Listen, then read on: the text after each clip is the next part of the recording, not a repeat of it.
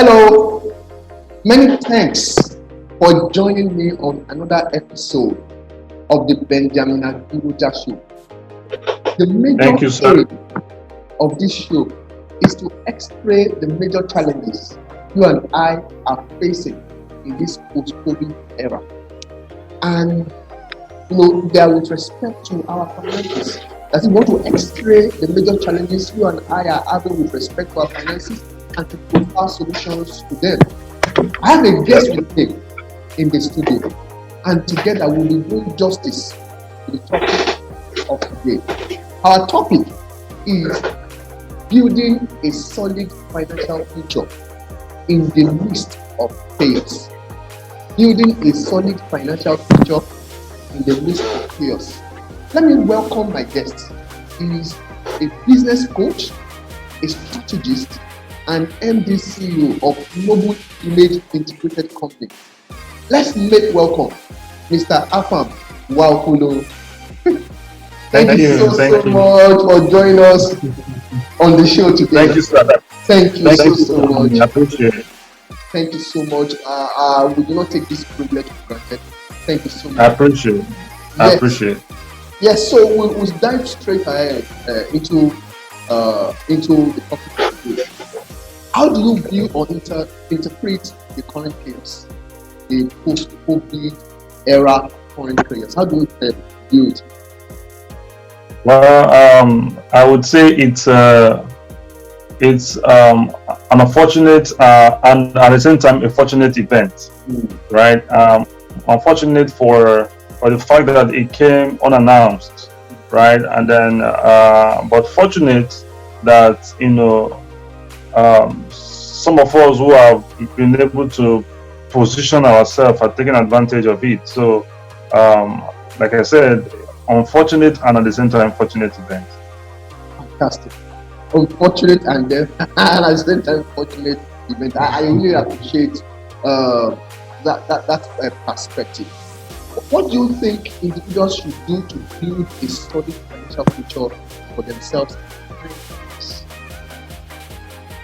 I think what anyone needs to do to build a solid financial future is to be financially intelligent. Yes. Right. Yeah. Have what I call financial intelligence. Right. You have to be intelligent with how you make money and how you save money and how you keep money. For instance, I will use the analogy of Joseph in the Bible. There was a time for the 7 days of plenty and the 7 days of scarcity, right? He was intelligent enough to save enough, for the scarcity period, so that when the scarcity time came, there was really no much stress on the economy after that time, right? So he had the financial intelligence and then managerial intelligence to be able to manage things. So especially if you want to grow your wealth, you have to have this intelligence, basically. Fantastic. Now, I want us to quickly dive deeper into the managerial intelligence. I know that you're a business coach, in that line, how would you qualify that managerial intelligence? That is, how can people further develop their you develop your managerial intelligence by learning how to manage. You develop your managerial intelligence by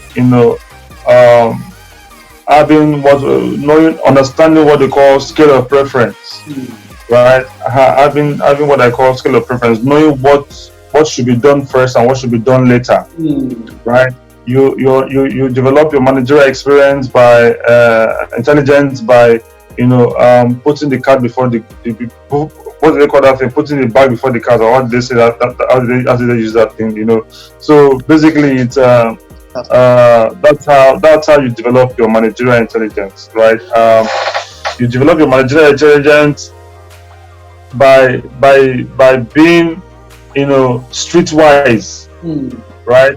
You develop a managerial intelligence by managing the little you have and growing the little you have, so that whenever in times of scarcity you are not you're not found lacking. Basically, that's how you develop your managerial intelligence. Fantastic. It doesn't just happen once. You make mistakes and then you learn from your mistake and then you grow.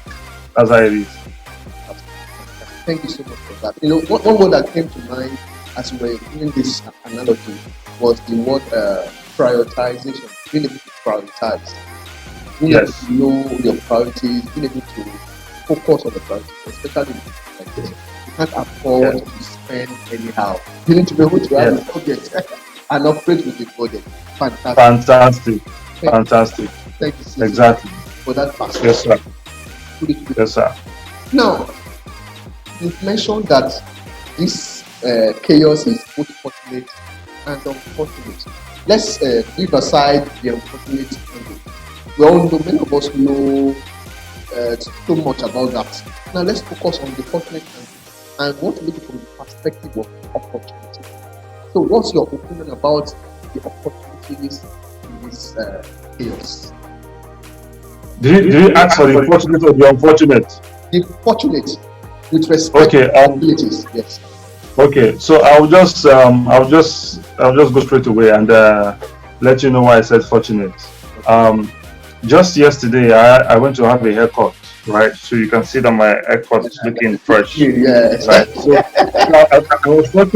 I was talking to my barber, and then the guy was telling me that before now you go to the barber shop and then you have a haircut and you come back home. But because of the coronavirus thing, where you used to work, right? You work. There's a place he goes to work, and then, but if whatever profits he makes, for that day, there's an agreed, commission, with him and the owner of the shop. Okay. So he cuts hair on commission. Okay. Before the coronavirus. But now, because shops are asked not to open because of the coronavirus, he has automatically become a mobile barber. Wow. Yeah, so he goes from house to house, from house to house. So he came to my house yesterday and he was telling me that this corona pandemic has really opened him up to a new business line that he never knew that it's possible to be a mobile barber. That he makes more money now than when he was working in the shop where he gets his money on commission. That's the fortunate thing about the coronavirus thing with my barber's experience. Yes. Now, the lady that comes to teach my son's lesson teacher, she's also having a fortunate COVID experience. She's telling me that she doesn't even want the schools to resume. that she's making more money as a lesson teacher, going from one place to another, to go and teach her pupils, because of this corona lockdown. She says she's making more money than when she was working in school. Wow. She doesn't even want the corona to she doesn't want schools to resume until maybe next year. So for her, she's having a fortunate experience. Wow. So that's the fortunate thing, right? So the corona pandemic has really opened us up to possibilities. Before now, who thought it could be possible for us to be having this conversation? It used to be a very big thing. It used to be a very big deal. Yeah. When you get a webinar, it used to be a very big grammar. You're like, how can I do it? How do I go about it? But see us doing it, it has become a part of us. So these are the fortunate things, that this pandemic has opened us up to. Wow. Right? So there are many of them. Wow, fantastic. Those were very fantastic examples. As we were talking, one word that came to mind was business model. We just need to adjust our business models. One of the critical opportunities in this post-COVID era is the opportunity to adjust our business models to suit the times, right? It's a new normal. It's a new normal. Yes. So normally, if we were to have this show now on a normal day, I ought to have come to your office. Yes. Camera crew. I will spend money. Spend so much on Yes. But look at what we are having to show. Virtually. Yes. So we just need to be nimble, flexible in our thinking. Just to corroborate what you said, flexible in our thinking, being able to be open-minded, to see the opportunities and to embrace them, and then to be able to adapt our business models.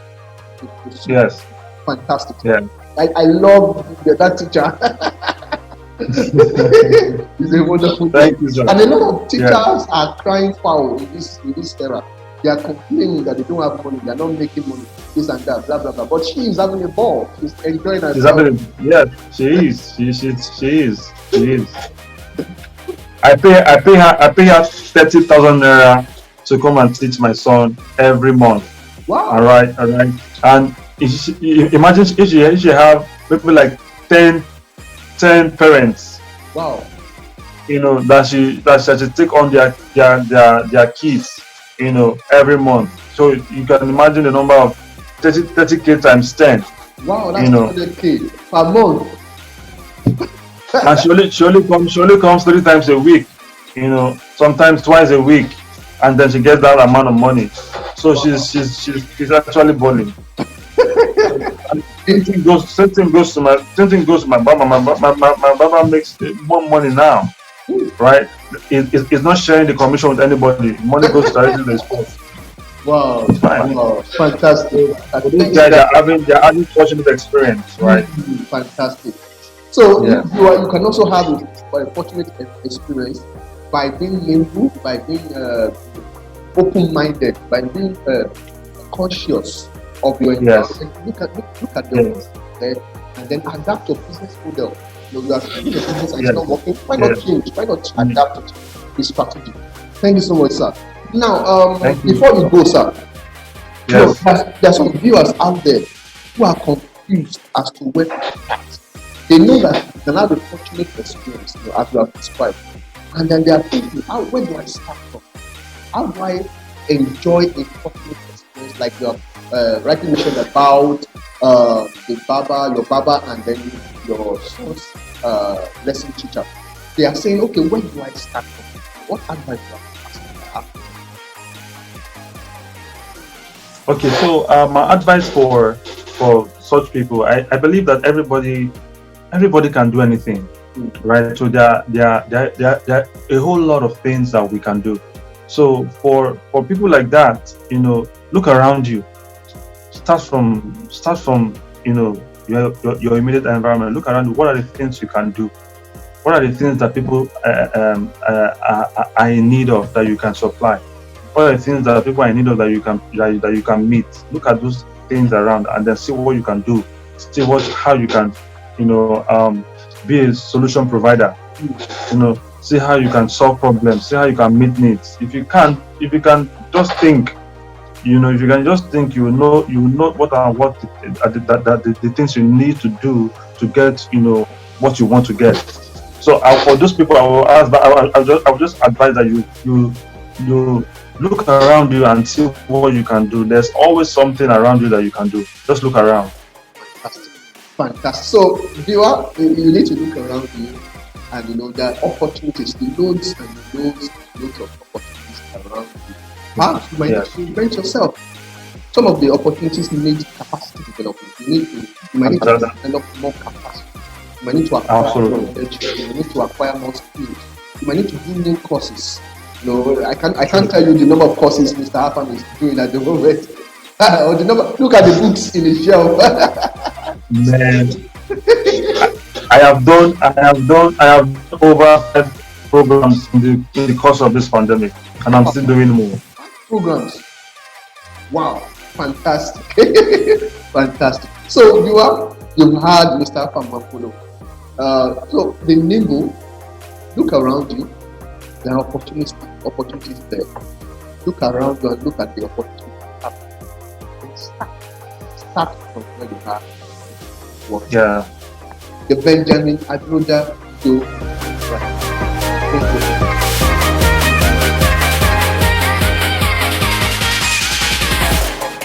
Welcome back. Welcome back to the Benjamin Adroda Show. I hope you gained a few insights from my discussion, Mr. Afamwa. Thank you so much for it. Now, I want to talk about cutting-edge partners. Cutting-edge partners, financial advisors. I want to talk about the particular service that you might need in this era of new normal. I want to talk about risk management. Risk management. One of the services we are offering is risk management. These are the eras of practice. These are the eras of the new normal. There's so much unpredictability. There's so much unpredictability.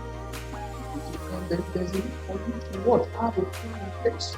You need to have a structure in place that will help you to mitigate those risks that may arise as a result of the unpredictabilities and the uncertainties of this ensuing era. So you need a risk management structure. You need a risk management plan for yourself. Now, as you are endeavoring to make adjustments with respect to your job or your businesses, you also need to have what we call risk management plan for yourself, for your family, for your business. And that's what we are talking about. We help you, we work with your team. We help you to put in place in this management plan. What it does for you is that it helps you to, as much as you can, to envisage the different risks that you face. For example, your job, your businesses, and we put in place the plan. We put in place business plan, legal plan, tax advisory plan, just to mention a few. So you need a risk plan. And that's what one of the services is offering risk have risk.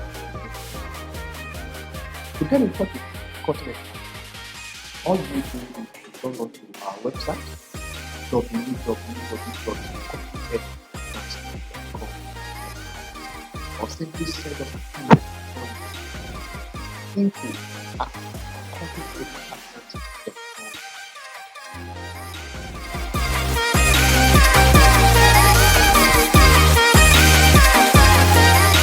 Welcome to the last segment of the Benjamin. I'm going to share a anecdote. This is now I'll be sharing with you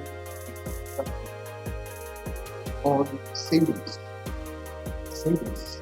Now, I'm going to take it from a very, very basic level to begin to demystify the concept of. I realize that there's so much misinformation out there with respect to people saying that you must save a minimum of 10% of your income, blah blah blah. And in reality, you're able to work with so many clients. Things that many clients have saved. Now, the first thing you need to realize when it comes to saving, don't just stay for saving. You've got to do what I call target-based savings. Goal-based savings. You got to have some certain goals or certain targets in mind that you are saving for. Don't just save for it.